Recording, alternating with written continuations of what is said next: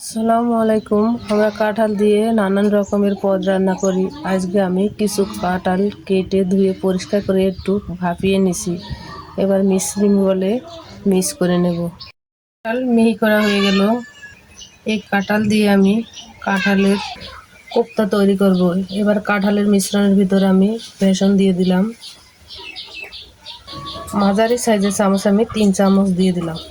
স্বাদ মতো লবণ, পরিমাণ মতো হলুদ, জিরে রসুন ধনিয়া বাটা 1 চা চামচ, কিছু কালো জিরে, সামান্য জিরে দিয়ে দিলাম, 2 চামচ পরিমাণে কাঁচামরিচ বাটা, সাথে কিছু পেঁয়াজ কুচি। সমস্ত উপকরণের সাথে কাঁঠালের মিশ্রণটা একসাথে ভালোভাবে মিশিয়ে নেব। মশলাগুলো আমি ভালোভাবে কাঁঠালের মিশ্রণের সাথে মিশিয়ে রেডি করে রেখেছি। চুলার উপর একটা লোহার তাওয়া বসাইছি। এবার আমি পরিমাণ মতো তেল দিয়ে দেবো।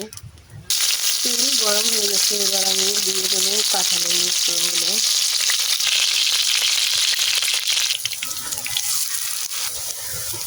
এইভাবে একইভাবে সমস্ত কাঁঠালের কোপ্তাগুলো ভেজে নেব।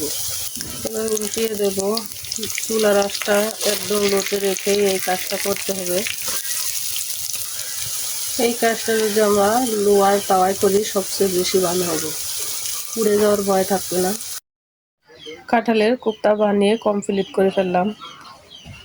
এই কাঁঠালের কোপ্তা শুধুও খাওয়া যায়, এগুলো রান্না করে খাওয়া যায়, ভাতের সাথে খাওয়া যায়, পোলাওর সাথেও খাওয়া যায় এবং ছোট থেকে বড় সবারই খেতে ভীষণ পছন্দ হবে। কাঁঠালের এই কোপ্তাটা শক্ত না, নরম।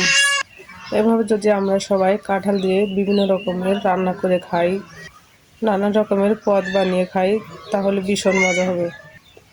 আমার মতো এভাবে সবাই বানিয়ে খেয়ে দেখবেন, আশা করি খুবই ভালো লাগবে।